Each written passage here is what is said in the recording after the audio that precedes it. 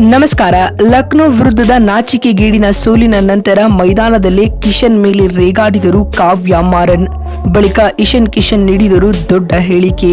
ಹಾಗಾದರೆ ಸುದ್ದಿಯ ಸಂಪೂರ್ಣ ಮಾಹಿತಿ ಏನು ಎಂಬುದನ್ನು ಇವತ್ತಿನ ಈ ಒಂದು ವಿಡಿಯೋದಲ್ಲಿ ತಿಳಿಸ್ಕೊಡ್ತಾ ಹೋಗ್ತೀನಿ. ಆದ್ದರಿಂದ ದಯವಿಟ್ಟು ಈ ವಿಡಿಯೋವನ್ನ ಕೊನೆವರೆಗೂ ನೋಡಿ. ಆದರೆ ಅದಕ್ಕಿಂತಲೂ ಮುನ್ನ ಯಾರೂ ನಮ್ಮ ಚಾನೆಲ್ಗೆ ಸಬ್ಸ್ಕ್ರೈಬ್ ಮಾಡಿಲ್ವೋ, ಸೊ ದಯವಿಟ್ಟು ಈ ಕೂಡಲೇ ನಮ್ಮ ಚಾನೆಲ್ಗೊಂದು ಸಬ್ಸ್ಕ್ರೈಬ್ ಮಾಡಿ ಹಾಗೂ ವಿಡಿಯೋಗೊಂದು ಲೈಕ್ ಮಾಡಿ. ಹೌದು ಸ್ನೇಹಿತರೆ, ಇಸ್ ಬಾರ್ 300 ಕಾ ಪಾರ್ ಎನ್ನುತ್ತಿದ್ದ SRH ನ ಹುಲಿಗಳಿಗೆ ಲಕ್ನೋ ತಂಡವು ಬಿಗ್ ಶಾಕ್ ನೀಡಿದೆ. ತವರಿನಲ್ಲಿ ಹೈದರಾಬಾದ್ನ ರಣ ಕಲಿಗಳಿಗೆ ಲಕ್ನೋ ಪಡೆ ಸೋಲುಣಿಸಿದೆ. ಅದು ಕೂಡ ಬರೋಬ್ಬರಿ 5 ವಿಕೆಟ್ಗಳ ಮೂಲಕ ಎಂಬುದು ವಿಶೇಷ. ಹೌದು, ನಿನ್ನೆ ರಾಜೀವ್ ಗಾಂಧಿ ಅಂತಾರಾಷ್ಟ್ರೀಯ ಕ್ರೀಡಾಂಗಣದಲ್ಲಿ ನಡೆದ IPL ನ 7ನೇ ಪಂದ್ಯದಲ್ಲಿ ಲಕ್ನೋ ಸೂಪರ್ ಜೈಂಟ್ಸ್ ಹಾಗೂ ಸನ್ರೈಸರ್ಸ್ ಹೈದರಾಬಾದ್ ತಂಡಗಳು ಮುಖಾಮುಖಿಯಾಗಿದ್ದವು. ಈ ಒಂದು ಪಂದ್ಯದಲ್ಲಿ ಟಾಸ್ ಸೋತು ಮೊದಲು ಬ್ಯಾಟಿಂಗ್ ಮಾಡಿದ ಹೈದರಾಬಾದ್ ಕೇವಲ 190 ರನ್ಗಳಿಗೆ 9 ವಿಕೆಟ್ ಕಳೆದುಕೊಂಡು ಮೊದಲ ಇನ್ನಿಂಗ್ಸ್ ಮುಗಿಸಿತು.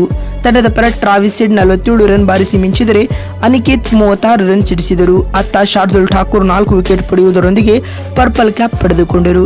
ಈ ಗುರಿಯನ್ನ ಲಕ್ನೋ ಸೂಪರ್ ಜೈಂಟ್ಸ್ ತಂಡ ಕೇವಲ 16.1 ಓವರ್ಗಳಲ್ಲಿ 5 ವಿಕೆಟ್ ಕಳೆದುಕೊಂಡು ಸುಲಭವಾಗಿ ಚೇಸ್ ಮಾಡಿತು. ತಂಡದ ಪರ ನಿಕೋಲಸ್ ಪೂರನ್ 70 ರನ್ ಹಾಗೂ ಮಿಚೆಲ್ ಮಾರ್ಷ್ 52 ರನ್ಗಳ ಇನ್ನಿಂಗ್ಸ್ ಆಡಿದರು. ಈ ಮುಖ್ಯವಾಗಿ ಲಕ್ನೋ ಸೂಪರ್ ಜೈಂಟ್ಸ್ ತಂಡವು ಇನ್ನು 23 ಎಸೆತಗಳು ಬಾಕಿ ಇರುವಾಗಲೇ ಗೆಲುವಿನ ದಡವನ್ನ ಮುಟ್ಟಿತು. ಅದು 5 ವಿಕೆಟ್ಗಳನ್ನ ಕಳೆದುಕೊಂಡು ಪಂದ್ಯ ಮುಕ್ತಾಯದ ಬೆನ್ನಲ್ಲೇ SRH ತಂಡದ ಮಾಲಿಕಿ ಕಾವ್ಯ ಮಾರನ್ ಮೈದಾನದಲ್ಲಿ ಇಶಾನ್ ಕಿಶನ್ ಅವರ ಮೇಲೆ ರೇಗಾಡಿದ ಘಟನೆ ನಡೆದಿದೆ.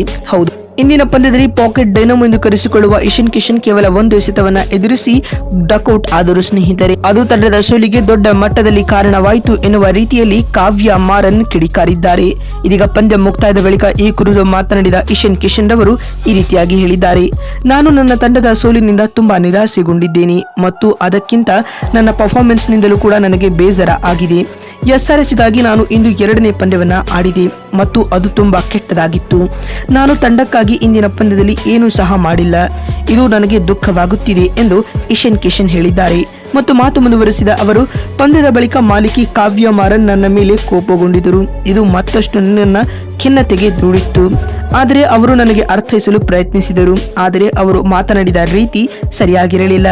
ಓರ್ವ ಮಾಲಿಕಿಯಾಗಿ ತಂಡದ ಆಟಗಾರರ ಜೊತೆ ಅನುಚಿತ ವರ್ತನೆಯನ್ನ ತೋರಬಾರದು. ನಾನು ಮುಂಬರುವ ಪಂದ್ಯಗಳಲ್ಲಿ ಹೊಸ ರಣನೀತಿಗಳೊಂದಿಗೆ ಕಣಕ್ಕಿಳಿದು ತಂಡಕ್ಕೆ ಗೆಲುವು ತಂದುಕೊಡಲು ಎದುರು ನೋಡುತ್ತಿದ್ದೇನೆ. ಆದರೆ ಕಾವ್ಯ ಮಾರನ್ ಇಂದು ನನ್ನ ಜೊತೆ ನಡೆದುಕೊಂಡಿದ್ದು ನಿಜಕ್ಕೂ ದುಃಖವಾಗುತ್ತಿದೆ ಎಂದು ಅಳುತ್ತಾ ಇಶಾನ್ ಹೇಳಿದ್ದಾರೆ.